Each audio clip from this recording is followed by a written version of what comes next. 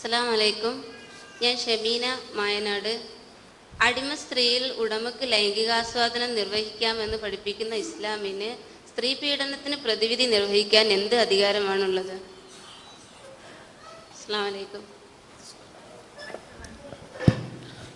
സഹോദരിയുടെ ചോദ്യം, അടിമ സ്ത്രീയുമായി ലൈംഗിക ബന്ധം ഇസ്ലാം ഉടമക്ക് അനുമതി നൽകുന്നുണ്ട്.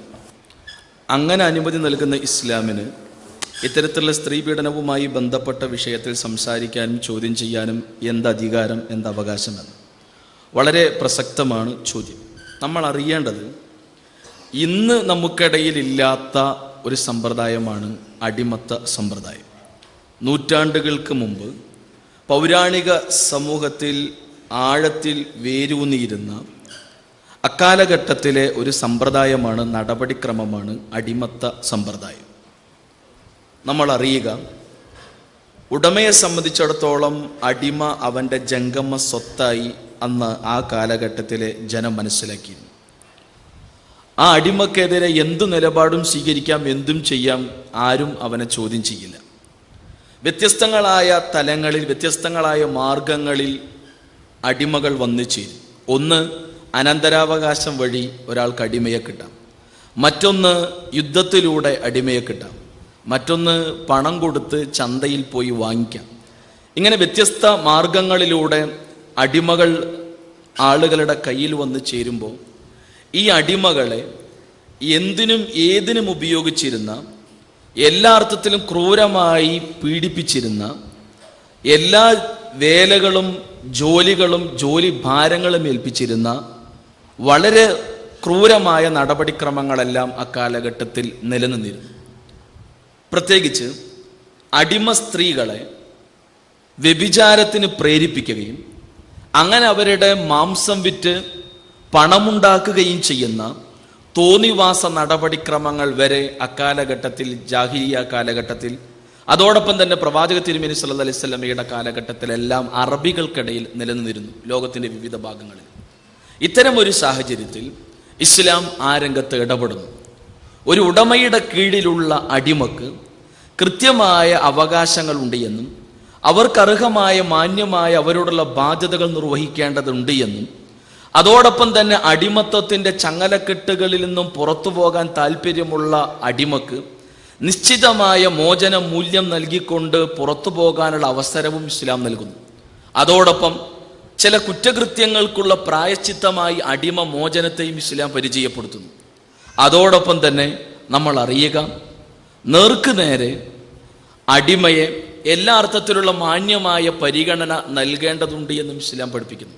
പ്രത്യേകിച്ച് ഒരു ഉടമയുടെ കീഴിലുള്ള അടിമ സ്ത്രീയെ അക്കാലഘട്ടത്തിൽ വ്യഭിചാരത്തിന് നിർബന്ധിക്കുന്ന വളരെ തോന്നിവാസ നടപടിക്രമത്തെ ഇസ്ലാം ചോദ്യം ചെയ്യുന്നു. ഖുർആനിലെ 24-ാം അധ്യായം സൂറത്ത് നൂറിൻ്റെ 32 ശ്രദ്ധേയമായ ഒരു ആയത്തിലൂടെ വലാ തുക്രിഹു ഫതയാതികും അലൽ ബിഗാ ഇൻ അറദുന തഹസ്സുനൻ, നിങ്ങളുടെ കീഴിലുള്ള അടിമ സ്ത്രീകളെ ഒരർത്ഥത്തിലും നിങ്ങൾ വ്യഭിചാരത്തിന് നിർബന്ധിക്കരുത്. അവർ ചാരിത്ര വിശുദ്ധി പാലിക്കാൻ ആഗ്രഹിക്കുന്നവരാണെങ്കിൽ അവരുടെ മാംസത്തെ അവരെ നിങ്ങൾ കച്ചവടം ചെയ്യരുത്, അതിനുള്ള തോന്നിവാസ നടപടിക്രമങ്ങൾ ഏർപ്പെടരുത് എന്ന് ശക്തമായി ഇസ്ലാം താക്കീത് ചെയ്യുന്നു. അതേസമയം തൻ്റെ കീഴിലുള്ള അടിമ സ്ത്രീക്ക് മാന്യമായ വേഷവും ഭക്ഷണവും അതോടൊപ്പം തന്നെ വിദ്യാഭ്യാസവും നൽകി അവളെ സംസ്കാര സമ്പന്നയാക്കി എന്നിട്ട് അവൾക്ക് മോചനം നൽകി അവളെ വിവാഹം കൂടി ചെയ്താൽ ഉടമക്ക് ഇരട്ടി പ്രതിഫലമുണ്ട് എന്നും ഇസ്ലാം പഠിപ്പിക്കുന്നു. അതല്ല എങ്കിൽ തൻ്റെ കീഴിലുള്ള അടിമ സ്ത്രീയെ എല്ലാ അർത്ഥത്തിലുള്ള മാന്യമായ അവകാശങ്ങൾ നൽകിക്കൊണ്ട് തന്നെ അവൾക്ക് മോചനം നൽകി മറ്റൊരാൾക്ക് വിവാഹം ചെയ്തു കൊടുക്കാനും ഇസ്ലാം ഉടമക്ക് അനുവാദം നൽകുന്നു. അതേസമയം നമ്മൾ അറിയുക, തൻ്റെ കീഴിലുള്ള അടിമ സ്ത്രീയെ ഉപയോഗിക്കാൻ, ശാരീരികമായി ഉപയോഗിക്കാനുള്ള അധികാരവും അവകാശവും ഉടമക്കുണ്ട് എന്ന് ഇസ്ലാം പഠിപ്പിക്കുന്നു. നമ്മൾ അറിയുക, അന്നത്തെ കാലത്ത് സമൂഹത്തിൽ അടിമ സ്ത്രീകളെയെല്ലാം നിർബാന്ധം വിഹരിക്കാൻ വിട്ടാലുള്ള സാമൂഹ്യ ധാർമ്മിക രംഗത്തെ തകർച്ച എന്തുമാത്രം ഭീതിതമായിരിക്കും, ഭയങ്കരമായിരിക്കും. ഇവിടെ ഉടമയെ സംബന്ധിച്ചിടത്തോളം തൻ്റെ കീഴിലുള്ള അടിമ സ്ത്രീയെ ഉപയോഗിക്കാനുള്ള അധികാരവും അവകാശവും ഉടമക്ക് മാത്രമാണ്. മറ്റാർക്കും അതിനുള്ള അധികാരമില്ല, അവകാശമില്ല. തൻ്റെ കീഴിലുള്ള അടിമസ്ത്രീയുമായി ശാരീരിക ബന്ധം വെച്ച് പുലർത്തുക വഴി അവൾ ഗർഭിണിയാവുകയും അങ്ങനെ അവൾ പ്രസവിക്കുകയും ചെയ്യുന്നതോടുകൂടെ ഇന്നലെ വരെ അടിമസ്ത്രീ എന്ന അവസ്ഥയിൽ നിന്ന് മാറി ഉമ്മുൽ വലത് എന്ന പ്രത്യേകമായ പദവിയിലേക്ക് അവൾ ഉയരുകയും അതോടൊപ്പം തന്നെ തൻ്റെ കീഴിലുള്ള അടിമസ്ത്രീയെ അവൾ പ്രസവിക്കുന്നതോടുകൂടെ തൻ്റെ കുഞ്ഞിനെ പ്രസവിക്കുന്നതോടുകൂടെ അവളെ വിൽക്കാനുള്ള അധികാരം ഉടമക്ക് ഇല്ല. മാത്രമല്ല പിന്നീട് തൻ്റെ മറ്റ് ഭാര്യമാരിലുള്ള മക്കൾക്കുള്ള അധികാരം പോലെ അവകാശം പോലെ അടിമസ്ത്രീയിൽ തനിക്കുണ്ടായ കുട്ടിക്ക് തൻ്റെ കുട്ടിക്ക് അതിനുള്ള അധികാരങ്ങളും അവകാശങ്ങളും എല്ലാം ഉണ്ട് എന്ന് ഇസ്ലാം പഠിപ്പിക്കുന്നു. ഒടുവിൽ ഈ ഉടമ മരണപ്പെടുന്നതോടുകൂടെ ആ അടിമ ചങ്ങലക്കെട്ടുകളിൽ നിന്നും അടിമത്തം എന്ന ചങ്ങലക്കെട്ടുകളിൽ നിന്ന് പൂർണ്ണമായ മോചനം ഈ സ്ത്രീക്ക് ലഭിക്കുകയും അതോടൊപ്പം തന്നെ അവരുടെ സംരക്ഷണം അവരുടെ മക്കൾ ഏറ്റെടുക്കുകയും ഈ മരണപ്പെട്ട ഉടമയുടെ അനന്തര സ്വത്തിൽ സ്വാഭാവികമായ അധികാരവും അവകാശവും അനന്തര സ്വത്തും ഈ മക്കൾക്ക് വന്ന് ചേരുകയും ചെയ്യും. ചുരുക്കത്തിൽ ഒരൊറ്റ തലമുറയോടുകൂടെ അടിമത്തത്തിന്റെ എല്ലാ അർത്ഥത്തിലുള്ള ചങ്ങലക്കെട്ടുകളിൽ നിന്ന് സ്വാതന്ത്ര്യത്തിന്റെ വഴിയിലേക്ക് കാലെടുത്തു വെക്കാനുള്ള സ്വാതന്ത്ര്യത്തിന്റെ വഴിമാർഗം തുറന്നു കൊടുക്കുകയാണ് ഇസ്ലാം ഉടമക്ക് തൻ്റെ കീഴിലുള്ള അടിമ സ്ത്രീകളുമായിട്ടുള്ള ബന്ധം അനുവദിക്കുക വഴി ചെയ്തത് എന്ന് നമ്മൾ അറിയുക. എന്നാൽ പലപ്പോഴും ഇന്ന് കാണുന്ന സ്ത്രീകൾക്കെതിരെയുള്ള അതിക്രമ നടപടിക്രമങ്ങളെല്ലാം അതുമായി ബന്ധപ്പെട്ട ഒരുപാട് വിശദീകരണങ്ങൾ നമ്മൾ കണ്ടു അല്ലെങ്കിൽ കേട്ടു. പ്രത്യേകിച്ച് അതുവഴിയുള്ള തോന്നിവാസങ്ങൾക്കെല്ലാം നേതൃത്വം നൽകുകയും പച്ച തോന്നിവാസങ്ങൾക്ക് നേതൃത്വം നൽകുകയും ഇത്രമാത്രം ക്രൂരമായ നടപടിക്രമങ്ങൾ സ്വീകരിക്കുകയും ചെയ്യുന്ന ആളുകൾ തൻ്റെ കേവലമായ നൈമിഷികമായ താല്പര്യത്തിന് വേണ്ടി മാത്രം ഉപയോഗിക്കുകയും അതുവഴി ഒരർത്ഥത്തിലുള്ള ബാധ്യതകളും ഏറ്റെടുക്കാതെ സമൂഹത്തിലേക്ക് റോഡ് സൈഡിലേക്ക് വലിച്ചെറിയുകയും ഒരു പക്ഷേ ഇത്തരത്തിലുള്ള ക്രൂരമായ രീതിയിൽ കൊന്നൊടുക്കുകയും ചെയ്യുന്ന നടപടിക്രമങ്ങളെല്ലാം നടന്നുകൊണ്ടിരിക്കുന്നു. ഒടുവിൽ നിയമത്തിന്റെ ചട്ടക്കൂടുകളിൽ നിന്ന് രക്ഷപ്പെടാനുള്ള ഏത് അടവും പയറ്റിക്കൊണ്ടിരിക്കുന്ന നടപടിക്രമങ്ങൾ നമുക്കിടയിൽ സജീവമാണ്. എന്നാൽ ഇവിടെ ഒരു ഉടമ തൻ്റെ കീഴിലുള്ള അടിമ സ്ത്രീയെ അവരുമായി ലൈംഗിക ബന്ധം മുന്നോട്ട് പോവുക വഴി അവരെ മാനിക്കുകയും പരിഗണിക്കുകയും അതുവഴിയുള്ള ബാധ്യതകളെ പൂർണ്ണമായി ഏറ്റെടുക്കുകയും അതോടൊപ്പം തന്നെ അവർക്ക് സ്വാതന്ത്ര്യത്തിലേക്കുള്ള വഴിമാർഗം തുറന്നുകൂടി കൊടുക്കുന്നുണ്ട് ഇത്തരത്തിലുള്ള നടപടിക്രമത്തിലൂടെ എന്ന് നമ്മൾ മനസ്സിലാക്കുക. ഏറ്റവും മാന്യമായ അക്കാലഘട്ടത്തിലെ സമീപനമായി നമ്മൾ തിരിച്ചറിയേണ്ടതുണ്ട്. ഇവിടെ അന്നത്തെ ഒരു മാനസികാവസ്ഥയിൽ അടിമ സ്ത്രീയെ സംബന്ധിച്ചിടത്തോളം തൻ്റെ ശരീരം തൻ്റെ ഉടമയുമായി പങ്കുവെക്കുന്നതിനെയാണ് എല്ലാ അർത്ഥത്തിലും അവർ അഭിമാനമായി നോക്കിക്കാണുക. അത്തരം ഒരു മാനസിക അവസ്ഥകളിലേക്ക് കൂടെ സാക്ഷികളായിരുന്നു അക്കാലഘട്ടത്തിലെ നടപടിക്രമങ്ങൾ എന്നുകൂടെ കൂട്ടിച്ചേർത്ത് വായിക്കേണ്ടതുണ്ട് എന്നാണ് സൂചിപ്പിക്കാൻ. അസ്സലാമു അലൈക്കും വറഹ്മത്തുള്ളാഹി. പേര് യൂനുസ് എന്നാണ്, നടുവട്ടം സ്വദേശി. അപ്പോൾ തൻവീർ സാഹിബ് സംസാരത്തിൽ പറയേണ്ടായി നമ്മൾ ഇങ്ങനെയുള്ള പ്രശ്നങ്ങൾക്കെതിരെ റിയാക്ട് ചെയ്യേണ്ട സമയമായി, ആശയപരമായിട്ടും റിയാക്ട് ചെയ്യേണ്ട സമയമായി എന്ന് പറഞ്ഞു. അപ്പം ഇന്നിപ്പോൾ ഈ കാണുന്ന എല്ലാ തരത്തിലുള്ള സ്ത്രീ പീഡനങ്ങളുടെയും മുഖ്യ കാരണങ്ങളായിട്ട് പറയുന്നത് ഡ്രിങ്ക്സ് മീൻസ് ആൽക്കഹോളാണ്, പിന്നെ വെസ്റ്റേൺ കൾച്ചറിൻ്റെ ഇൻഫ്ലുവൻസ് ആണ്, പാശ്ചാത്യ സംസ്കാരത്തിൻ്റെ ഇടപെടലാണ്, അതുപോലെ തന്നെ ഇന്ന് നമ്മുടെ ടി വിയിൽ വരുന്ന പ്രോഗ്രാംസ് ആണ്, അല്ലെങ്കിൽ ഇവിടെ റിലീസായി നടക്കുന്ന പടങ്ങളാണ്, ഇസ്ലാമിക് അല്ലെങ്കിൽ പിന്നെ സിനിമ പോസ്റ്ററുകളാണ്, ഇങ്ങനെയുള്ള കാര്യങ്ങൾ പറയണ്ട. അല്ലെങ്കിൽ ഇൻ്റർനെറ്റിൻ്റെ ഒരു റെസ്ട്രിക്ഷൻസും ഇല്ലാത്ത ഇൻ്റർനെറ്റ് ആക്സസ് അവൈലബിൾ, ഇൻ്റർനെറ്റിലേക്ക് നമുക്ക് ഉള്ള ആക്സസ് ആണെന്ന് പറയുന്നുണ്ട്. അപ്പം ഇതിനുള്ള സൊല്യൂഷൻ ഇപ്പം ഇസ്ലാമിക സമൂഹത്തിന് അല്ലെങ്കിൽ മുസ്ലിം സൊസൈറ്റീനെ നമുക്ക് ഒരുപാട് സ്വാധീനിക്കാൻ പറ്റും നമ്മളിങ്ങനെയുള്ള പ്രോഗ്രാംസിലൂടെ, അല്ലെങ്കിൽ പ്രബോധനങ്ങളിലൂടെ, ദൈവത്തിലൂടെ, സാംസ്കാരികമായ പല രീതിയിലൂടെ നമ്മൾ സ്വാധീനിക്കാൻ പറ്റും. എഗെയിൻ പിന്നെയും ഈ സമൂഹം പോകുന്നത് ഈ ഒരു അവസ്ഥയിലേക്കാണ്. അപ്പോൾ ചോദ്യത്തിൽ വരാം. അപ്പം എന്താണെന്ന് പറഞ്ഞു കഴിഞ്ഞാൽ ഇതിൻ്റെ കംപ്ലീറ്റ് സൊല്യൂഷൻ എപ്പോഴും ഇസ്ലാമിക് ശരിയ ആണ്. കേരളം എന്നുള്ള നാടിനെ അല്ലെങ്കിൽ ഒരു രാജ്യത്തിൻ്റെ ഭരണഘടനയെ എങ്ങനെ നമുക്ക് ഇസ്ലാമിക് ശരീരത്തെ എങ്ങനെ നമുക്ക് സ്വാധീനിക്കാൻ പറ്റും, ഒരു സൊല്യൂഷൻ എങ്ങനെ കൊടുക്കാൻ പറ്റും എന്നുള്ളതാണ്.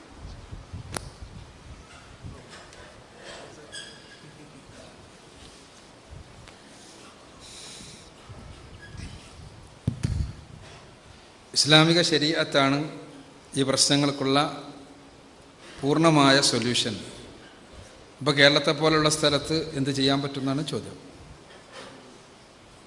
ഇസ്ലാമിക ശരീഅത്ത് തന്നെയാണ് ലോകത്തെ എല്ലാ പ്രശ്നങ്ങൾക്കുള്ള ഏറ്റവും ആത്യന്തികമായ സൊല്യൂഷൻ, സംശയമൊന്നുമില്ല.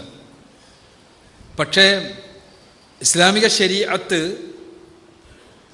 എന്ന് പറയുന്നത് കേവലം നിയമങ്ങളല്ല, മറിച്ച് വിശ്വാസവും കർമ്മവും അതിൻ്റെ അടിസ്ഥാനത്തിലുള്ള ജീവിതക്രമവും ആ ജീവിതക്രമം നിലനിൽക്കുന്ന സമൂഹത്തിലുള്ള നിയമങ്ങളുമാണ് ഇസ്ലാമിക ശരീഅത്ത്. അതുകൊണ്ട് തന്നെ കേരളത്തെ പോലുള്ളൊരു സ്ഥലത്ത്, വളരെ ന്യൂനപക്ഷം വരുന്ന മുസ്ലിങ്ങൾ ജീവിക്കുന്ന ഒരു സ്ഥലത്ത് ഇസ്ലാമിക ശരീഅത്തിലെ എല്ലാ നിയമങ്ങളും നടപ്പാക്കുക എന്നുള്ളത് ഒരു മുസ്ലിമിനെ സംബന്ധിച്ചിടത്തോളം സാധ്യമല്ല. അപ്പോൾ അയാൾ എന്ത് ചെയ്യണം? അയാൾക്ക് ചെയ്യാൻ പറ്റുന്നത് ഒന്നാമത്തെ കാര്യം ഇവിടെ പറഞ്ഞ സാംസ്കാരികമായ അധിനിവേശമാണ്.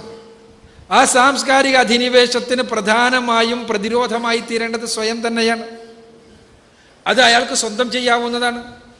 വസ്ത്രധാരണത്തിൽ, കാഴ്ചയിൽ, ശ്രദ്ധയിൽ, കാര്യങ്ങളുടെ ഇടപെടലുകളിൽ, ഇതിലെല്ലാം തന്നെ ഇസ്ലാമിക ശരീഅത്ത് സ്വന്തം ജീവിതത്തിൽ കൊണ്ടുവരാൻ കഴിഞ്ഞാൽ തന്നെ അയാൾക്ക് ഇത്തരം പീഡനങ്ങളിൽ നിന്ന്, പ്രശ്നങ്ങളിൽ നിന്ന് മാറി നിൽക്കാൻ കഴിയും.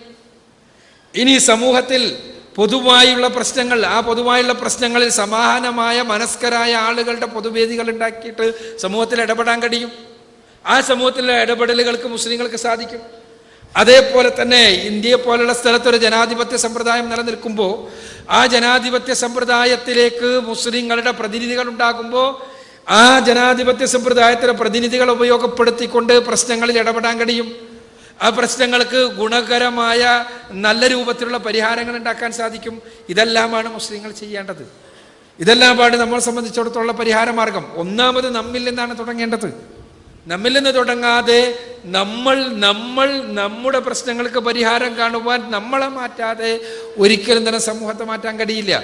അപ്പോൾ നമ്മളെ മാറ്റുമ്പോൾ സ്വാഭാവികമായും നമ്മളുമായി ബന്ധപ്പെട്ട ആളുകൾക്കുള്ള മാറ്റം എന്നതിനെ കുറിച്ച് നമുക്ക് ആലോചിക്കും. അപ്പോൾ വിശ്വാസപരമായ മാറ്റം ഉണ്ടാകണം. ഇവിടെ പിന്നെ പീഡനങ്ങളുടെ അടിസ്ഥാന കാരണമായി സൂചിപ്പിച്ചപ്പോൾ നിങ്ങൾ ശ്രദ്ധിച്ചിട്ടുണ്ടാകും. എന്താണ് അടിസ്ഥാനപരമായ കാരണം? എല്ലാത്തരം പീഡനങ്ങളുടെയും അടിസ്ഥാനപരമായ കാരണം ഇസ്ലാമികമായ അടിസ്ഥാന തത്വങ്ങൾ മനുഷ്യ മനസ്സിനെ സ്വാധീനിക്കാത്തതാണ്.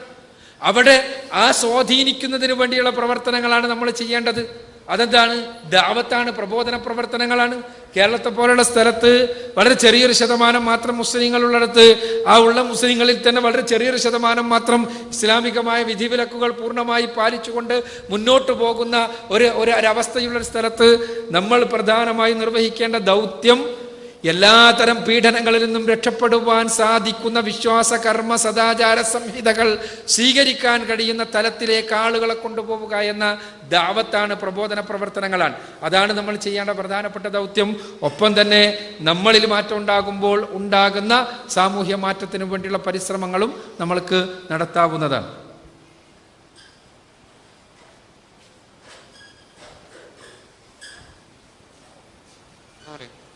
എൻ്റെ പേര് നൗഷാദ്, മാത്തോട്ട വീട്.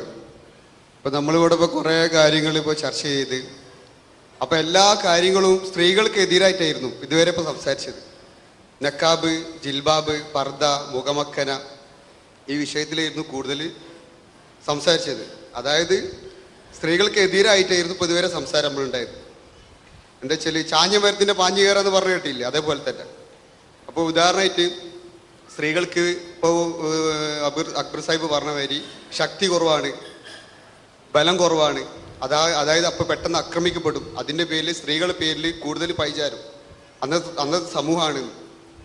അപ്പോൾ എന്താ പറഞ്ഞു വന്നു വെച്ചാൽ നബി തങ്ങൾ സല്ലല്ലാഹു അലൈഹി വസല്ലമ ഈ ലോകത്തോട് വിട പറഞ്ഞു പോകുമ്പോൾ നമുക്ക് രണ്ട് സാധനം നമ്മളെ കയ്യിൽ തന്നേൽപ്പിച്ചിട്ടാണ് പോയത്. ഒന്ന് ഖുറാനും സുന്നത്തും. ഇത് മുറുക്കി പിടിക്കാനാണ് പറഞ്ഞത്. അപ്പോൾ ഖുറാനും സുന്നത്തും, അതായത് നബി തങ്ങൾ സല്ലല്ലാഹു അലൈഹി വസല്ലമ പത്നിമാര്, ഭാര്യമാര്, പുത്രിമാര്, സാബാക്കളെ പത്രിമാര്, പെങ്ങന്മാര്, പുത്രിമാര്, ഇവരെല്ലാവരും ജിൽബാബും ജബാബും മറ്റേ മുഖമക്കനൊക്കെ മസ്റ്റായിട്ട് നിർബന്ധമാക്കിയിട്ടാണ് സുന്നത്ത് പൂർത്തിയാക്കിയത്. അങ്ങനെ തന്നെയല്ലേ? അതേപോലെ തന്നെ പുരുഷന്റെ വസ്ത്രത്തിലും നബി തങ്ങൾ സല്ലല്ലാഹു അലൈഹി വസല്ലമ കാണിച്ചു തന്നേക്കണം നമുക്ക്. അത് എല്ലാ കാര്യങ്ങളും ദുനിയാവിനോട് വിട പറയണ മുന്നേ എല്ലാ കാര്യങ്ങളും ഈ ദുനിയാവിൽ നമുക്ക് കാണിച്ചു തന്നിട്ട് ദീന് പൂർത്തിയാക്കി തന്നിട്ടാണ് റസൂൽ കരീം സല്ലല്ലാഹു അലൈഹി വസല്ലം ഈ ലോകത്തോട് വിട പറഞ്ഞു പോയത്. അതേപോലെ തന്നെ പുരുഷന്റെ വസ്ത്രരീതി, ഇന്നിപ്പോൾ പുരുഷൻ വസ്ത്രം ധരിക്കുന്ന വസ്ത്രം, അതായത് ടീഷർട്ട്, ജീന്, ഇൻസൈഡ്, ഇതെല്ലാം പാശ്ചാത്യ രീതിയിലുള്ള വസ്ത്രരീതിയാണ്. ഇത് തീർച്ചയായിട്ടും ഇത് സുന്നത്തിന് വിരുദ്ധ. സുന്നത്തി മുറുക്കി പിടിച്ചാൽ ഈ കാര്യങ്ങൾക്ക് വിജയമുള്ളൂ. അതെല്ലാവർക്കും അറിയുന്ന കാര്യമാണ്. ജിൻസൈഡ് സുന്നത്തിന് വിരുദ്ധമാണ്, ജീൻസ് സുന്നത്തിന് വിരുദ്ധമാണ്, ടീഷർട്ടുകൾ പാശ്ചാത്യ രീതിയിൽ സുന്നത്തിന് വിരുദ്ധമാണ്. അപ്പോൾ നബിതങ്ങൾ സല്ലല്ലാഹു അലൈഹി വസല്ലം സഹാബാക്കളും ഏതൊക്കെ രീതിയിലുള്ള വസ്ത്രരീതിയിൽ ഈ ലോകത്തോട് കാണിച്ചു തന്നിക്കണോ അത് എടുക്കുന്നതല്ലേ ഏറ്റവും ഉത്തമം. അപ്പോൾ അതിനെപ്പറ്റി ഒരു വിശദീകരണം തന്നാൽ കൊള്ളാമെന്നുണ്ട്. കാരണം എന്താ വെച്ചാൽ നമ്മളിപ്പോൾ ടീഷർട്ടും ജീനും ഇൻസൈഡൊക്കെ ആക്കി നടക്കുന്നുണ്ട്, സുന്നത്തില്ല. സുന്നത്ത് മുറുക്കി പിടിക്കാൻ റസൂല് പറഞ്ഞു ചെയ്തിട്ടുണ്ട്. ഇപ്പോൾ ഈ ഞാൻ സംസാരിക്കുന്ന ഞാനും സ്റ്റേജിലിരിക്കുന്ന 4 പേരും ഇൻസൈഡാണ്, സുന്നത്തിന് വിരുദ്ധമാണ്. തീർച്ചയായിട്ടും ഹൃദയത്തിൽ തട്ടിക്കൊണ്ടാണ് പറയുന്നത്, സുന്നത്തിന് വിരുദ്ധമാണ്. അപ്പൊ എന്താണോ കാര്യങ്ങൾ മനസ്സിലാക്കി അമൽ ചെയ്യാനുള്ള തൗഫീക്കും എനിക്കും ഇവിടെയുള്ള എല്ലാവർക്കും ചെയ്യട്ടെ. എന്ത്? സുന്നത്ത് മുറുക്കി പിടിക്കട്ടെ ഇൻഷാ അല്ലാഹ്. അപ്പൊ അതിനെപ്പറ്റി ആണുങ്ങളെ വസ്ത്രരീതിയെ പറ്റിയിട്ട് ഒരു വിശദമായിട്ട് ഒരു സംസാരിക്കണം ഇൻഷാ അല്ലാഹ്. അസ്സലാമു അലൈക്കും. സുന്നത്ത് മുറുകെ പിടിക്കുകയാണ് പ്രശ്നങ്ങൾക്ക് പരിഹാരം. പുരുഷന്മാരും വസ്ത്രത്തിൻ്റെ കാര്യത്തിൽ സുന്നത്ത് മുറുകെ പിടിക്കണം എന്നാണ് എൻ്റെ സുഹൃത്ത് പറഞ്ഞത്. തീർച്ചയായും സുഹൃത്ത് പറഞ്ഞത് ശരിയാണ്. പക്ഷെ അദ്ദേഹം സുന്നത്തിനെ മനസ്സിലാക്കിയെടുത്ത ഒരുപാട് അബദ്ധങ്ങളുണ്ട്. അതെന്താണെന്ന് വെച്ചാൽ സ്ത്രീകൾക്കെതിരിൽ ഇവിടെ ആരും പറഞ്ഞിട്ടില്ല. ഒന്നാമത് തന്നെ സുഹൃത്തിന് എന്തോ മനസ്സിലാക്കുന്നിടത്തോ എന്തൊക്കെയോ അബദ്ധങ്ങളുണ്ട് തോന്നുന്നു. സ്ത്രീകൾക്കെതിരിൽ ഇവിടെ ആരും ഒന്നും പറഞ്ഞിട്ടില്ല. സ്ത്രീകളുടെ വസ്ത്രത്തെക്കുറിച്ചാണ് പറഞ്ഞത്. സ്ത്രീകൾക്ക് അനുകൂലമാണത്. സ്ത്രീകളുടെ വസ്ത്രത്തിൽ മുൻകവും മുൻകൈയും ഒടിച്ചുള്ള ഭാഗങ്ങൾ പുറത്ത് കാണിക്കാൻ പാടില്ല. ആ വസ്ത്രം ഏത് വസ്ത്രം ധരിക്കണം? ഏത് വസ്ത്രവും ധരിക്കാം. ലൂസായ വസ്ത്രമാകണം. അത് സഹാബ സ്ത്രീകൾ ധരിച്ചത് തന്നെ ധരിക്കണോ? ആ ധരിച്ചത് തന്നെ ധരിക്കൽ നമുക്ക് പലപ്പോഴും പ്രായോഗികമല്ല. എന്തുകൊണ്ടെന്നാൽ അന്നത്തെ വസ്ത്രമോ അന്നത്തെ തുണിയോ അന്നത്തെ രീതിയോ ഒന്നുമല്ല ഇന്ന്. അന്ന് വളരെ പരിമിതമായ തരത്തിലുള്ള നൂൽക്കലും അതേപോലെയുള്ള വസ്ത്രങ്ങളും മാത്രമേ ഉള്ളൂ. പരുത്തി തുണി മാത്രമാണുള്ളത്, അല്ലെങ്കിൽ ചണത്തിൻ്റെ തുണി മാത്രമാണുള്ളത്. ഇന്നതല്ല. ഇന്നൊരുപാട് സിന്തറ്റിക് ആയിട്ടുള്ള വസ്ത്ര രീതികൾ വന്നു. ആ വസ്ത്രരീതികളിൽ പ്രവാചകൻ സല്ലല്ലാഹു അലൈഹി വസല്ലമയുടെ സുന്നത്ത് എന്ന് പറഞ്ഞാൽ, പ്രവാചകൻ സല്ലല്ലാഹു അലൈഹി വസല്ലമയുടെ ജീവിത വൃത്തിയുമായി ബന്ധപ്പെട്ടുള്ള സുന്നത്ത് എന്ന് പറയുമ്പോൾ അവിടെ പ്രവാചകൻ സല്ലല്ലാഹു അലൈഹി വസല്ലം എന്താണോ കൽപ്പിച്ചത് അത് ചെയ്യുക, നിരോധിച്ചത് ഒഴിവാക്കി വെക്കുക എന്ന് മാത്രമേ ഉള്ളൂ. അതല്ലാതെ പ്രവാചകൻ ഏത് തരം തുണിയാണ് ഉടുത്തത് എന്ന് നോക്കിയിട്ട് ആ തുണി ഉടുക്കുക എന്നത് പ്രവാചകൻ സല്ലല്ലാഹു അലൈഹി വസല്ലമയുടെ സുന്നത്തല്ല. പ്രവാചകനെ പിന്തുടരേണ്ട ഒരാൾക്ക്, പ്രവാചകൻ സല്ലല്ലാഹു അലൈഹി വസല്ലമയുടെ സുന്നത്ത് പിന്തുടരേണ്ട ഒരാള് ഭക്ഷണം കഴിക്കുന്ന വിഷയത്തിൽ റസൂലുള്ളാഹി സ്വല്ലല്ലാഹു അലൈഹി വസല്ലം എന്ത് ഭക്ഷണമാണ് കഴിച്ചത്? പ്രവാചകൻ സല്ലല്ലാഹു അലൈഹി വസല്ലം ഒട്ടകത്തിന്റെ പാലാണ് കുടിച്ചത്. അതേപോലെ തന്നെ കാരക്കയാണ് തിന്നത്. അതുകൊണ്ട് ഒട്ടകത്തിന്റെ പാലും കാരക്കയും തിന്നൽ സുന്നത്താണ് എന്ന് മുസ്ലിങ്ങൾ വിചാരിക്കുന്നില്ല, ഹദീത്തുകൾ വ്യക്തമാക്കുന്നില്ല. മറിച്ച് പ്രവാചകൻ സല്ലല്ലാഹു അലൈഹി വസല്ലമ ഭക്ഷണത്തിന്റെ കാര്യത്തിൽ പറഞ്ഞ പ്രത്യേക നിർദ്ദേശങ്ങൾ ഉണ്ടെങ്കിൽ ആ നിർദ്ദേശങ്ങൾ പാലിക്കണം. അതാണ് സുന്നത്ത്. റസൂലുള്ളാഹി പറഞ്ഞു, ഏത് ഭക്ഷണം കഴിക്കുകയാണെങ്കിലും നിങ്ങൾ ഭക്ഷണം കഴിക്കേണ്ടത് വയറിന്റെ 1/3 വയറിന്റെ 1/3 നിങ്ങൾ വെള്ളമാണ് കുടിക്കേണ്ടത്, 1/3 വെറുതെ ഇടുകയാണ് വേണ്ടത്. അത് സുന്നത്താണ്. അങ്ങനെ ചെയ്യുക എന്ന് പറയുന്നത് ബാരക്ക തിന്നാലും പുട്ട് തിന്നാലും പത്തിരി തിന്നാലും ഗോതമ്പ് തിന്നാലും എന്ത് തിന്നാലും വയറിന്റെ 1/3 വേഷം 1/3 വെള്ളമാവുകയും 1/3 കാലിയാക്കിയിടുകയും ചെയ്യുക എന്നത് സുന്നത്താണ്. പ്രവാചകൻ സല്ലല്ലാഹു അലൈഹി വസല്ലമ നോമ്പ് തുറക്കുന്നതിനെ കുറിച്ച് പറഞ്ഞു. നോമ്പ് തുറക്കുന്ന സമയത്ത് നിങ്ങൾ റുത്തബാണ് കഴിക്കേണ്ടത്. അഥവാ ഈത്തപ്പഴത്തിലെ ആ പഴുത്ത് നിൽക്കുന്ന ഈത്തപ്പഴം നമ്മുടെ നാട്ടിൽ അങ്ങനെ ലഭ്യമാകുന്നതല്ല.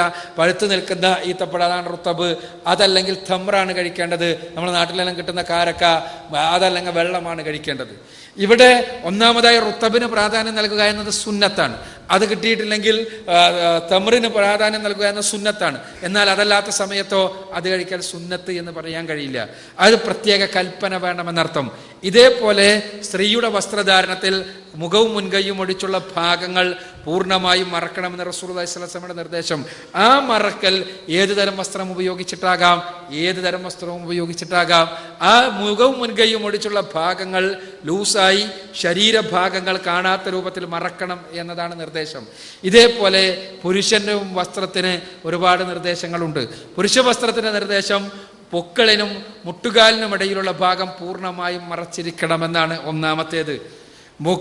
പൊക്കളിനും മുട്ടിനും കാൽമുട്ടിനും ഇടയിലുള്ള ഭാഗം സമ്പൂർണമായി മറച്ചിരിക്കണം പുരുഷൻ. രണ്ടാമത്തെ നിർദ്ദേശം, ഈ മറക്കൽ ഇങ്ങനെ മറക്കുന്നത് ഒരിക്കലും ശരീരഭാഗങ്ങളെ ഉള്ളിലൂടെ കാണുന്ന രൂപത്തിൽ ട്രാൻസ്പെറൻ്റ് ആയിട്ടുള്ള വസ്ത്രങ്ങളാകരുത് ഉടുക്കുന്നത്.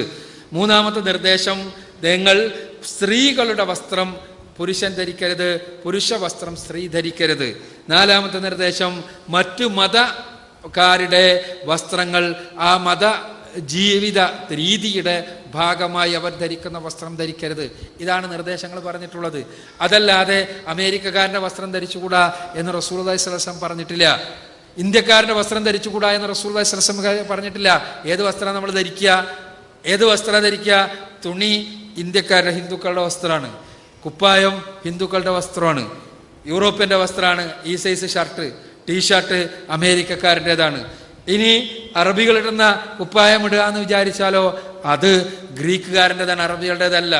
അറബികളുടെ വസ്ത്രം നമ്മുടെ നാട്ടിൽ മുമ്പുണ്ടായിരുന്ന രൂപത്തിലുള്ള തുണിയും ഒരു തരത്തിൽ ബനിയാൻ്റെ പ്രാകൃത രൂപമായൊരു സാധനമല്ലേ, ഒരു കഞ്ഞിപ്പറാക്ക് നമ്മുടെ നാട്ടിൽ പറഞ്ഞിരുന്ന സാധനമുണ്ട്, അതാണ് അറബികളുടെ പഴയ വസ്ത്രം. യഥാർത്ഥത്തിൽ വസ്ത്രം ഏത് ധരിച്ചാലും ഈ അടിസ്ഥാന നിയമങ്ങൾ പാലിക്കണം എന്നുള്ളതാണ് ഇസ്ലാമിൻ്റെ ഇത്.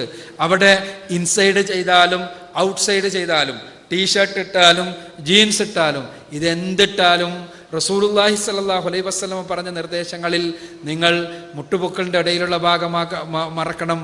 അതോടൊപ്പം തന്നെ നെരിയാണിക്ക് കീഴിലേക്ക് നിങ്ങളുടെ വസ്ത്രം പോകാൻ പാടില്ല. നിങ്ങളുടെ വസ്ത്രം നെരിയാണിക്ക് കീഴോട്ട് പോകാൻ പാടില്ല. ശരീരത്തിൽ ഇറുകിപ്പിടിച്ച് ശരീരഭാഗങ്ങളെ, ലൈംഗികാവയവങ്ങളെ പുറത്ത് കാണുന്ന രൂപത്തിൽ ആകരുത് നിങ്ങളുടെ വസ്ത്രം. ഇതെല്ലാം തന്നെ കൽപ്പിക്കപ്പെട്ടിട്ടുണ്ട്. ആ കൽപ്പനകൾ അനുസരിക്കലാണ് സുന്നത്ത്. അതല്ലാതെ പ്രവാചകൻ സല്ലല്ലാഹു അലൈഹി വസല്ലം ഏത് കുപ്പായമാണ് ഇട്ടത് എന്ന് നോക്കിയിട്ട് ആ കുപ്പായം ധരിക്കലല്ല സുന്നത്ത്. അങ്ങനെയൊരു സുന്നത്ത് പറഞ്ഞിട്ടില്ല. പെണ്ണിൻ്റെ കൽപ്പന വേറെയാണ്, പുരുഷന്റെ കൽപ്പന വേറെയാണ് എന്ന് മാത്രമേ ഉള്ളൂ. അസ്സലാമു അലൈക്കും. എൻ്റെ പേര് ഷമീം, കുറ്റിയാടിയാണ് വീട്. ഇന്ന് നമ്മുടെ ഗ്രാമം മുതൽ ആഗോളതലം വരെ സ്ത്രീകളുടെ സാമൂഹിക ഇടപെടലുകളെ പ്രോത്സാഹിപ്പിക്കുന്നൊരു കാലഘട്ടമാണ്. ഈ പ്രോത്സാഹനത്തിൽ സ്ത്രീകൾക്ക് പുരുഷന്മാരുമായിട്ട് കൂടുതലായിട്ട് ഇടപെടേണ്ട സാഹചര്യം ഉണ്ടാകുന്നു. ഇത് സ്ത്രീപീഡനങ്ങളുടെ നിരക്ക് വർദ്ധിക്കപ്പെടാൻ സാധ്യത ഉണ്ടാക്കില്ലേ? ആ വിഷയത്തിൽ ഇസ്ലാമിക നിലപാടെന്താ?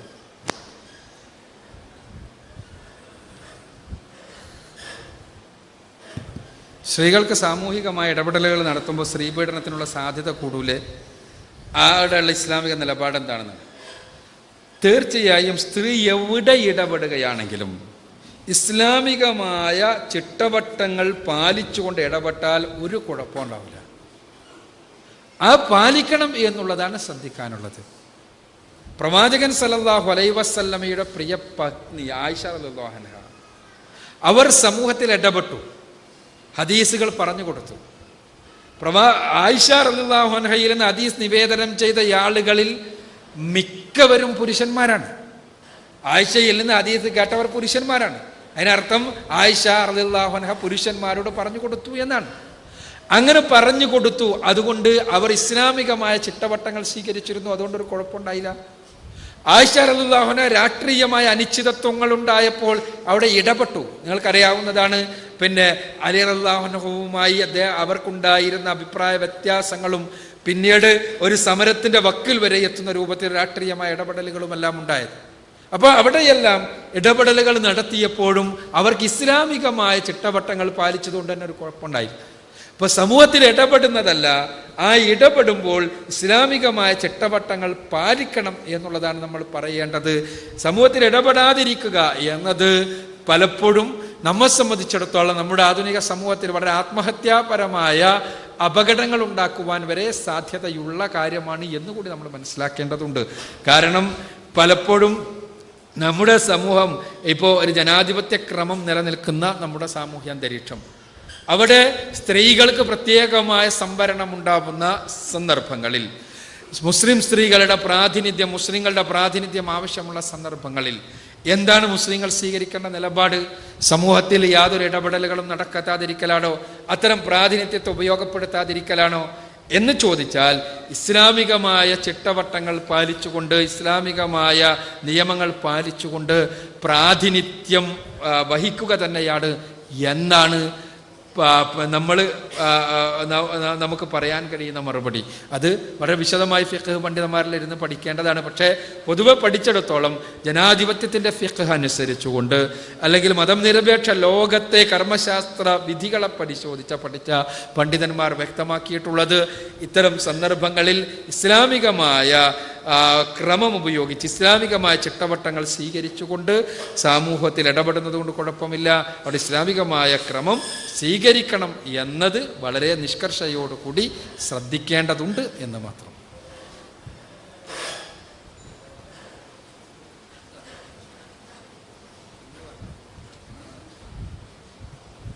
അസ്സലാമു അലൈക്കും. ഇന്ന് പത്രമാധ്യമങ്ങളിലും മറ്റും ഏറെ കേൾക്കുന്ന ഒരു പദമാണ് പീഡനം എന്നുള്ളത്. സ്ത്രീകൾക്കെതിരെ ശരിയായ പീഡനങ്ങളില്ലെങ്കിലും ഇന്ന് സമൂഹത്തിൽ ഉയർന്നു നിൽക്കുന്ന ആളുകളെ ഇടിച്ചു താഴ്ത്താൻ വേണ്ടി പല രൂപത്തിലുള്ള ആരോപണങ്ങളും ഈ വിഷയത്തിൽ ഉന്നയിച്ചു കൊണ്ടിരിക്കുകയാണ്. ഇന്ത്യൻ നിയമം പലപ്പോഴും ഇത്തരം വിഷയങ്ങളിൽ നീതി നടപ്പിലാക്കുന്നില്ല എന്നതാണ് നമുക്ക് ബോധ്യപ്പെടുന്നത്. ഇത്തരം വിഷയങ്ങളിൽ ഒരു നിയമ തിരുത്തൽ ആവശ്യമല്ലേ?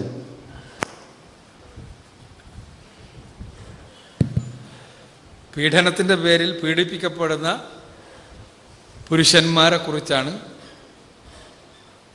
സുഹൃത്തിൻ്റെ ചോദ്യം.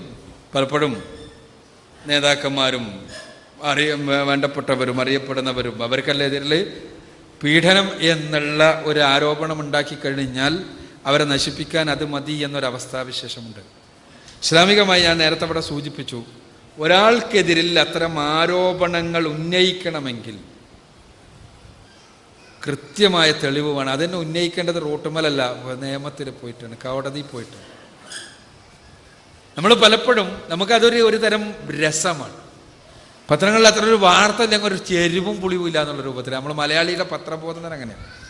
അതുപോലെ പത്രം എടുത്തിട്ട് വല്ല പീഡന വാർത്ത ഉണ്ടാകുന്നോ നോക്കണേ.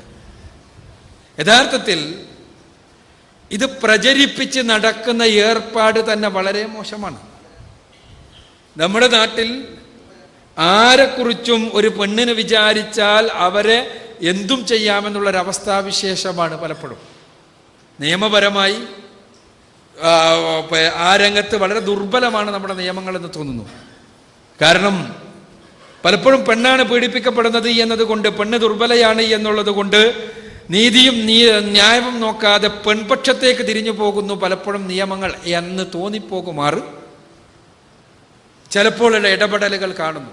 യഥാർത്ഥത്തിൽ നിയമം പെൺപക്ഷത്തോ പുരുഷപക്ഷത്തോ ആകേണ്ടതല്ല, മറിച്ച് നിയമം മനുഷ്യപക്ഷത്താകേണ്ടതാണ്, നീതിയുടെ പക്ഷത്താകേണ്ടതാണ്. ഒരാളെ ഏത് രൂപത്തിലും പീഡനത്തിൻ്റെ പേര് പറഞ്ഞൊരു പെണ്ണ് വിചാരിച്ചാൽ എന്തും ചെയ്യാൻ കഴിയുന്നൊരു തലത്തിൽ എത്തി നിൽക്കുന്നു എന്നുള്ളത് സങ്കടകരമാണ്.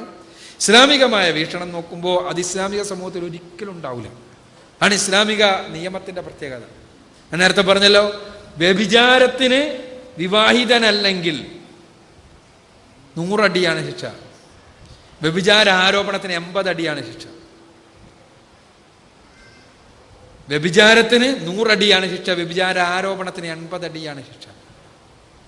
അപ്പോൾ ആ ശിക്ഷയുടെ വലുപ്പം, ആ ആരോപണത്തിന്റെ കടുപ്പം എത്രത്താണമാണെന്ന് നമുക്ക് മനസ്സിലാക്കി തരുന്നുണ്ട്. അപ്പം അതുകൊണ്ട് തന്നെ ഒരു മുസ്ലിം വളരെ ശ്രദ്ധിക്കേണ്ടതുണ്ട്. അയാളുടെ നാവ് കൊണ്ട് ഒരാളും ആ രൂപത്തിൽ പീഡിപ്പിക്കപ്പെട്ടുകൂടാ. നിയമം നമ്മൾ ഇവിടെ നിന്ന് ചർച്ച ചെയ്യുന്നതുകൊണ്ട് കാര്യമില്ലല്ലോ. ഞാൻ പറഞ്ഞു, പലപ്പോഴും ആ രംഗത്ത് ഒരു നിയമപരമായി തന്നെ ഉണ്ടാകേണ്ട ഒരു നവോത്ഥാനമുണ്ട് എന്ന് പലപ്പോഴും എനിക്ക് തന്നെ തോന്നിപ്പോയിട്ടുണ്ട് എന്നത് ഇവിടെയും പങ്കുവെക്കുകയാണ്. അസ്സലാമു സ്ത്രീപീഡനവും അതിൻ്റെ പ്രതിവിധികളും ഇസ്ലാം നൽകുന്ന പ്രതിവിധികൾ ഒരു ബഹുസ്വര സമൂഹത്തിൽ ഇരകൾക്കെതിരെയാണ് എന്നുള്ള ഒരു അഭിപ്രായം പൊതുവെ നോൺ മുസ്ലിംസിന് പൊതുവേ ഉണ്ട്. നമ്മളതിൻ്റെ ഇരകളുടെ സാഹചര്യങ്ങളും അവരുടെ വസ്ത്രങ്ങളും ഒക്കെ ആയിരിക്കും ഏറ്റവും കൂടുതൽ അപഗ്രഥിച്ച് നമ്മളതിൻ്റെ കാരണം കണ്ടെത്തുക. എന്താണ് ഇതിനെക്കുറിച്ച് പറയാനുള്ളതും നമ്മുടെ നിയമങ്ങൾ എത്രത്തോളം ഇരകളുമായിട്ട് ചേർന്ന് പോകുന്നു എന്നുള്ളതുമാണ് അറിയാനുള്ളത്. ബഹുമാനനായ സുഹൃത്തിൻ്റെ ചോദ്യം, നമ്മൾ ജീവിക്കുന്നൊരു ബഹുസ്വര സമൂഹത്തിൽ സ്ത്രീ പീഡനവുമായി ബന്ധപ്പെട്ട വർത്തമാനങ്ങളിൽ പലപ്പോഴും ഇസ്ലാമിക പ്രബോധകരുടെ സംസാരങ്ങൾ ഇരകൾക്കെതിരാണ് എന്ന ധ്വനിയുണ്ടാകുന്നു. പീഡിപ്പിക്കപ്പെടുന്ന പെണ്ണിൻ്റെ ഭാഗത്താണ് പ്രശ്നം, അവളുടേതാണ് തെറ്റ് എന്ന് തോന്നിപ്പിക്കുന്ന രീതിയിലാണ് പലപ്പോഴും ഇസ്ലാമിക പ്രബോധകർ സംസാരിക്കുന്നത്. ഇത് ഒരു ആരോപണമായി തന്നെ വേട്ടക്കാരൻ്റെ പക്ഷം പിടിക്കുകയും ഇരക്കെതിരെ സംസാരിക്കുകയും ചെയ്യുന്ന നിലപാടാണ് മുസ്ലിങ്ങളുടേത് എന്ന് പ്രചരിപ്പിക്കപ്പെടുന്നു. ഇതിൻ്റെ വസ്തുത എന്താണെന്നാണ്. ഇവിടെ ഈ വിഷയം അവതരിപ്പിക്കപ്പെട്ട സമയത്ത് തന്നെ ഇതിലേക്ക് സൂചനകൾ നൽകപ്പെട്ടിരുന്നു. സുഹൃത്ത് അത് ശ്രദ്ധിച്ചിരുന്നോ എന്നെനിക്കറിയില്ല. നമ്മൾ അടിസ്ഥാനപരമായി മനസ്സിലാക്കേണ്ടത് ഇവിടെ വേട്ടക്കാരുണ്ട്, ഇരകളുമുണ്ട്. അതൊരു സത്യമാണ്. ഇവിടെ നമ്മുടെ ലക്ഷ്യം ആരെയെങ്കിലും ചീത്ത പറയലോ അവരുടെ ഭാഗത്താണ് കുറ്റമെന്ന് മുദ്രകുത്തലോ അല്ല, മറിച്ച് നന്മ നിറഞ്ഞൊരു സാമൂഹ്യ സാഹചര്യത്തിൻ്റെ സൃഷ്ടിയാണ്. ആ സാമൂഹ്യ സാഹചര്യത്തിൻ്റെ സൃഷ്ടി നടക്കണമെങ്കിൽ വേട്ടക്കാരനെ സംരക്ഷിക്കുകയും വേട്ടക്കാരനെ സംസ്കരിക്കുകയും ഇരക്ക് സംരക്ഷണം ഉറപ്പുവരുത്താൻ ആവശ്യമായ നടപടികൾ സ്വീകരിക്കുകയും ചെയ്യണം. ഇവിടെ വേട്ടക്കാരനെ സംസ്കരിക്കണമെങ്കിൽ അടിസ്ഥാനപരമായി എന്തുകൊണ്ട് വേട്ടക്കാർ സൃഷ്ടിക്കപ്പെടുന്നു എന്ന ചോദ്യം ഉന്നയിക്കണം.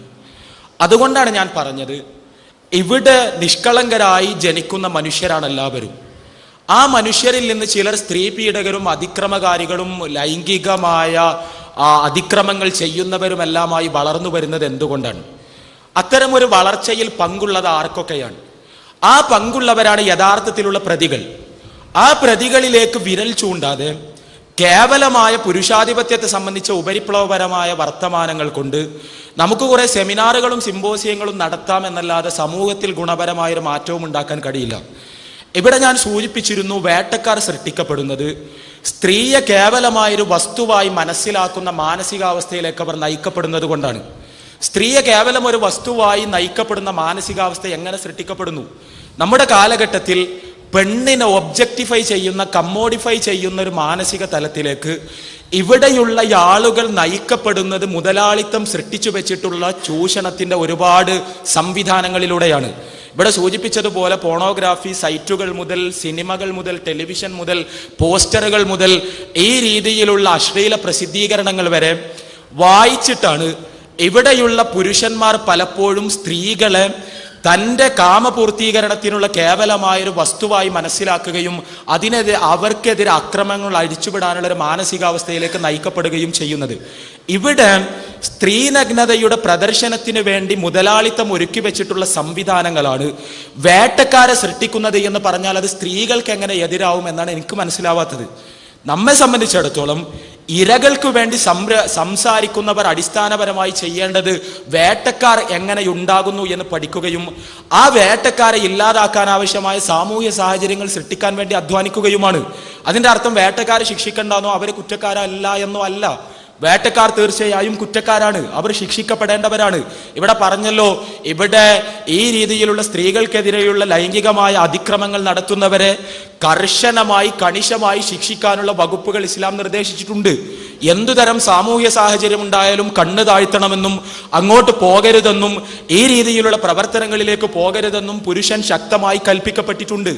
പക്ഷേ ഈ കൽപ്പനകളെല്ലാം നിലനിൽക്കുമ്പോൾ തന്നെ അത്തരത്തിലുള്ള ആളുകൾ, അത്തരത്തിലുള്ള മാനസിക വ്യതിചലനങ്ങൾ സൃഷ്ടിക്കപ്പെടാതിരിക്കാനുള്ള ഒരു സാമൂഹ്യ സാഹചര്യം ഉണ്ടാകണം. ആ സാമൂഹ്യ സാഹചര്യം ഉണ്ടാകണമെങ്കിൽ നഗ്നതാ പ്രദർശനം അവസാനിക്കണം.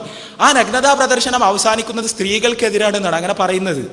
ഇത് ഞാൻ നേരത്തെ ഇവിടെ സൂചിപ്പിച്ചിരുന്നു. ഈ നഗ്നതാ പ്രദർശനങ്ങൾക്ക് വേണ്ടിയുള്ള ദൃശ്യങ്ങൾ എങ്ങനെ ഷൂട്ട് ചെയ്യുന്നു? സ്ത്രീകളെ പീഡിപ്പിച്ച് നിർബന്ധിച്ച് കാശ് കാണിച്ച് അവർക്ക് ഒരു ജീവിതത്തിന് വകയുണ്ടാക്കി തരാമെന്ന വാഗ്ദാനം നൽകി അവർക്കൊരു താല്പര്യവുമില്ലാത്ത തരം രംഗങ്ങൾ അവരെ വെച്ച് ഷൂട്ട് ചെയ്തുകൊണ്ടാണ് മുതലാളിത്തം ഈ ദൃശ്യങ്ങൾ മുഴുവൻ ചിത്രീകരിക്കുന്നത്. ഇത്തരത്തിലുള്ള ചിത്രീകരണങ്ങൾ അവസാനിപ്പിക്കണമെന്ന് പറയുന്നത് എങ്ങനെയാണ് സ്ത്രീവിരുദ്ധമാകുന്നത്? ഈ ചിത്രീകരണം രണ്ടർത്ഥത്തിൽ സ്ത്രീവിരുദ്ധമാണ്. ഒന്ന്, ഈ സ്ത്രീകളെ നിർബന്ധിക്കുന്നു, പീഡിപ്പിക്കുന്നു എന്നത് തന്നെ. രണ്ടാമത്തേതാകട്ടെ, ഈ സ്ത്രീകൾക്കെതിരെ പുരുഷന്മാരെ പ്രകോപിപ്പിക്കുന്ന തരത്തിൽ പുരുഷന്മാരുടെ മാനസികാവസ്ഥ മാറ്റിയെടുക്കുന്ന രീതിയിലാണ് ഈ ദൃശ്യങ്ങൾ സംവിധാനിക്കപ്പെടുന്നതും പുരുഷന്മാർക്ക് മുമ്പിൽ സമർപ്പിക്കപ്പെടുന്നതും. അതാണ് പ്രശ്നത്തിന്റെ ഒരു വശം. രണ്ടാമത്തെ വശം സ്ത്രീകളുടെ വസ്ത്രധാരണം. പല തവണ ഇവിടെ ആവർത്തിച്ച് ചർച്ച ചെയ്യപ്പെട്ടൊരു വിഷയമെന്ന നിലക്ക് കൂടുതൽ പറയണമെന്ന് എനിക്ക് തോന്നുന്നില്ല.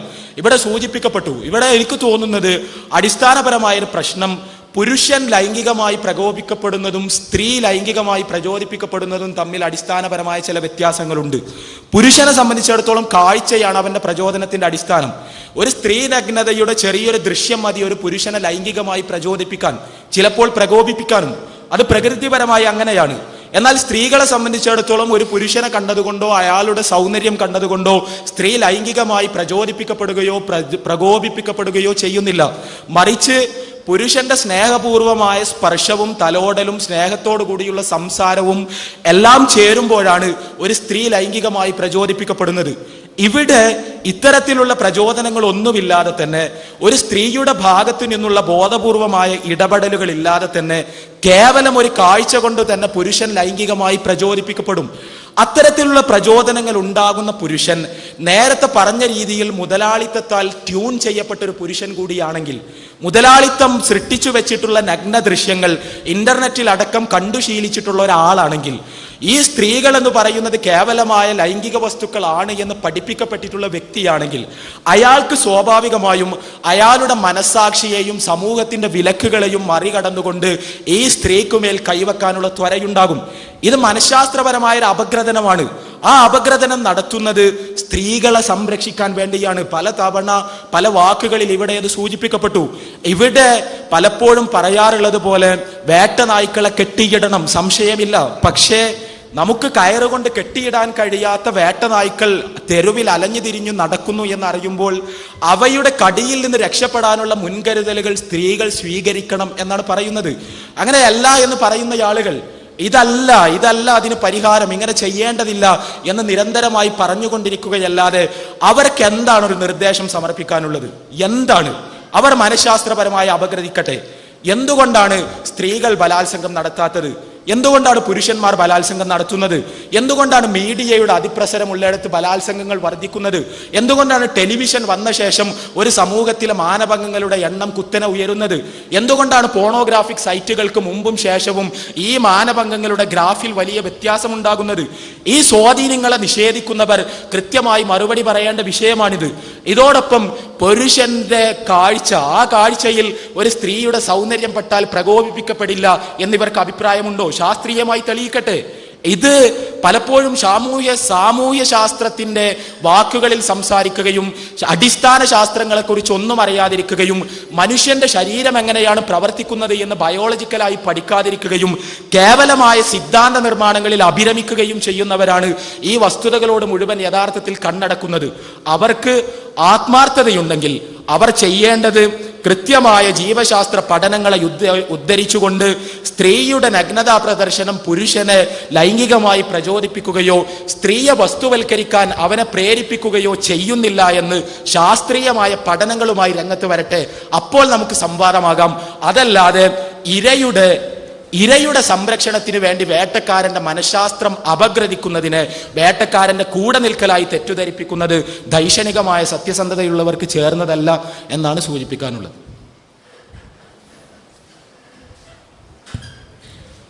സഹോദരങ്ങളെ, സ്ത്രീ പീഡനം കാരണങ്ങളും പ്രതിവിധിയുമെന്ന ഏറെ ശ്രദ്ധേയമായ വിഷയത്തെക്കുറിച്ചുള്ള വിശദീകരണവും അതുമായി ബന്ധപ്പെട്ട ചോദ്യങ്ങളും വിശദീകരണങ്ങളെല്ലാം നമ്മൾ കേട്ടുകഴിഞ്ഞു. ഇത്തരത്തിലുള്ള തിന്മകൾക്ക്, ക്രൂരതകൾക്കുള്ള അടിസ്ഥാന കാരണങ്ങൾ എന്ത് എന്ന പ്രസക്തമായ ചിന്തയുമായി ബന്ധപ്പെട്ട വിശദീകരണങ്ങൾ ഇവിടെ നടന്നു. അതോടൊപ്പം തന്നെ അതിനെല്ലാം അടിസ്ഥാന പരിഹാര മാർഗം, പ്രതിവിധി, സ്രഷ്ടാവിലേക്ക്, അവൻ്റെ മാർഗത്തിലേക്ക് തിരിച്ചുവരലും അവൻ്റെ മാർഗവും മാർഗദർശനവും അനുസരിച്ചുള്ള കൃത്യമായ ധാർമ്മിക ബോധ്യവും ഉള്ളവരായി തീരേണ്ടതുണ്ട് നാം ഏവരുമെന്നും, അതോടൊപ്പം തന്നെ സമൂഹത്തിൽ കൃത്യമായ നീതി നിലനിൽക്കേണ്ടതുണ്ട് എന്നർത്ഥത്തിലുള്ള വിശദീകരണങ്ങളെല്ലാം ഇവിടെ നടന്നു കഴിഞ്ഞു. ഇത്തരത്തിൽ നിങ്ങൾക്കറിയാം, ഇസ്ലാമിക പ്രബോധനത്തിന് വേണ്ടി മാത്രമായി മലയാള മണ്ണിൽ സജീവമായ സ്നേഹസംവാദം മാസിക, ആ സ്നേഹസംവാദം മാസികയുടെ നേതൃത്വത്തിൽ ആ രംഗത്തുള്ള റീഡേഴ്സ് ഫോറത്തിൻ്റെ പേരിൽ സംഘടിപ്പിക്കപ്പെട്ട ഒരു പ്രോഗ്രാമിന് സാക്ഷികളാവുകയാണ് നമ്മൾ. ഇത്തരത്തിൽ സമൂഹത്തെ ഗ്രസിച്ചിരിക്കുന്ന വ്യത്യസ്തങ്ങളായ തിന്മകൾ, അതിക്രമങ്ങൾ, ആ രംഗത്ത് ഇസ്ലാമികമായ മാനവും പരിഹാരവും എന്തെന്ന് കൃത്യമായി ജനമനസ്സുകൾക്ക് പകർന്നു നൽകുവാനുള്ള ബോധപൂർവമായ ഇടപെടലാണ് ഇത്തരത്തിലുള്ള സ്നേഹസംവാദങ്ങൾ. അതോടൊപ്പം തന്നെ മാനവരാശിക്ക് എല്ലാ അർത്ഥത്തിലുമുള്ള മോക്ഷത്തിനും, ഈ ദുനിയാവിലും നാളെ പരലോകത്തും എല്ലാ അർത്ഥത്തിലുള്ള സ്വസ്ഥതക്കും സമാധാനത്തിനും നിർഭയത്വത്തിനും സർവോപരി മോക്ഷത്തിനുള്ള വഴിമാർഗം ഇസ്ലാമാണെന്നും, അതുകൊണ്ട് തന്നെ ഇസ്ലാമിനെ കൃത്യമായി നാം ഉൾക്കൊള്ളുകയും ലോകത്തിൻ്റെ മുന്നിൽ ഇസ്ലാമിനെ കൃത്യമായി പരിചയപ്പെടുത്തുകയും ചെയ്യേണ്ടതുണ്ട്. പ്രത്യേകിച്ച് ഇസ്ലാമിൻ്റെ ആധികാരിക പ്രമാണങ്ങൾ ഖുർആനും അതോടൊപ്പം തന്നെ മുഹമ്മദ് മുസ്തഫ സല്ലല്ലാഹു അലൈഹി വസല്ലമയുടെ സുന്നത്തുമാണ്. ഈ പ്രമാണങ്ങൾ മുറുകെ പിടിച്ചുകൊണ്ട് ഇസ്ലാമിനെ കൃത്യമായി പഠിക്കുകയും പകർത്തുകയും ലോകത്തിന് മുന്നിൽ പകർന്നു കൊടുക്കുകയും ചെയ്യുക. പ്രത്യേകിച്ച് ഇസ്ലാമിനെയും പ്രവാചക മുത്ത് സല്ലല്ലാഹു അലൈഹി വസല്ലമയെയും എല്ലാം സമൂഹ മധ്യത്തിൽ ഇകഴ്ത്തുവാനും കരിവാരി തേക്കുവാനും ബോധപൂർവമായ ശ്രമങ്ങൾ ഇരുട്ടിന്റെ ശക്തികളുടെ ഭാഗത്ത് നിന്ന് സജീവമായി കൊണ്ടിരിക്കുന്ന ഒരു സാഹചര്യത്തിൽ മുഹമ്മദ് നബി സല്ലല്ലാഹു അലൈഹി വസല്ലമയെ കേരളീയ പൊതുസമൂഹത്തിന്, ലോകത്തിന് പരിചയപ്പെടുത്തുകയും റസൂലുള്ളാഹി സ്വല്ലല്ലാഹു അലൈഹി വസല്ലമക്കെതിരെയുള്ള വിമർശനങ്ങൾക്കും ആരോപണങ്ങൾക്കും പ്രമാണങ്ങളുടെ വെളിച്ചത്തിൽ, ചരിത്ര വസ്തുതകളുടെ വെളിച്ചത്തിൽ കൃത്യമായ വിശദീകരണം നൽകിക്കൊണ്ടിരിക്കുന്ന ശ്രദ്ധേയമായ പ്രോഗ്രാമുകളിൽ സജീവമാണ് സ്നേഹസംവാദം മാസികയും അതിൻ്റെ അണിയറ പ്രവർത്തനങ്ങളുമെല്ലാം. അതുകൊണ്ട് മുഹമ്മദ് നബി സ്വല്ലല്ലാഹു അലൈഹി വസല്ലമയെ പരിചയപ്പെടുത്തുന്ന, പ്രവാചക തിരുമേനിക്കെതിരെയുള്ള ആരോപണങ്ങൾക്ക് മറുപടി നൽകുന്ന വ്യത്യസ്തങ്ങളായ പുസ്തകങ്ങളും സീഡികളെല്ലാം ഇവിടെ നിങ്ങൾക്ക് ലഭ്യമാണ്. റസൂലുള്ളാഹി സ്വല്ലല്ലാഹു അലൈഹി വസല്ലമയെ പഠിക്കുകയും ജീവിതത്തിൽ പകർത്തുകയും ലോകത്തിൻ്റെ മുന്നിൽ പകർന്നു കൊടുക്കുകയും ചെയ്യുക, ഈ ഉത്തരവാദിത്വ നിർവഹണത്തിന് ഏവരും മുന്നോട്ട് വരണമേ എന്ന് താല്പര്യപ്പെട്ടുകൊണ്ട് ഈ സ്നേഹസംവാദം ഇവിടെ തീരുകയാണ്. ലോകങ്ങളുടെ നാഥൻ ഇതൊരു നന്മയായി നമ്മിൽ നിന്ന് സ്വീകരിക്കുമാറാകട്ടെ. റബ്ബന തഖബ്ബൽ മിന്നാ ഇന്നക അൻതസ് സമീഉൽ അലീം വതുബ് അലൈനാ ഇന്നക അൻതത് തവ്വാബുർ റഹീം വസല്ലല്ലാഹു അലാ മുഹമ്മദിൻ വഅലാ ആലിഹി വസഹ്ബിഹി അജ്മഈൻ വൽഹംദുലില്ലാഹി റബ്ബിൽ ആലമീൻ. ഇസ്ലാമിക പ്രബോധനം ഓരോ മുസ്ലിമിൻ്റെയും ബാധ്യതയാണ്. ഈ ബാധ്യത നിർവഹിക്കുന്നതിനുള്ള ഒരു കൂട്ടായ്മയാണ് നിച്ച് ഓഫ് ട്രൂത്ത്.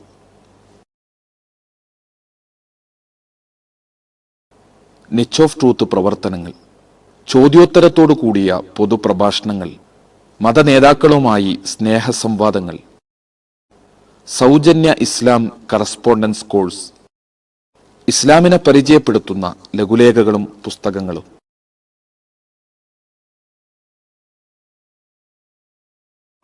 പ്രബോധനത്തിന് മാത്രമായി ഒരു ദൃശ്യശ്രാവ്യ മാധ്യമം ക്രിയേറ്റീവ് മീഡിയ, ഇസ്ലാമിക പ്രബോധനത്തിന് മാത്രമായി ഒരു ആനുകാലികം സ്നേഹസംവാദം മാസിക, ഇസ്ലാമിനെക്കുറിച്ച് സത്യസന്ധവും ശാസ്ത്രീയവുമായ അറിവ് നൽകുന്ന ഇന്റർനെറ്റ് സൈറ്റ്, ലോകപ്രശസ്ത ഇസ്ലാമിക പ്രബോധകരുടെ കാസറ്റുകളുള്ള ലൈബ്രറി,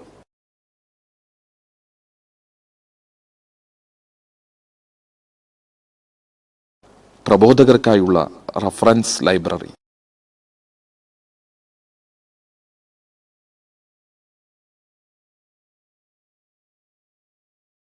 പ്രബോധന പരിശീലന ക്യാമ്പുകൾ, ദഅവ വർക്ക്ഷോപ്പുകൾ,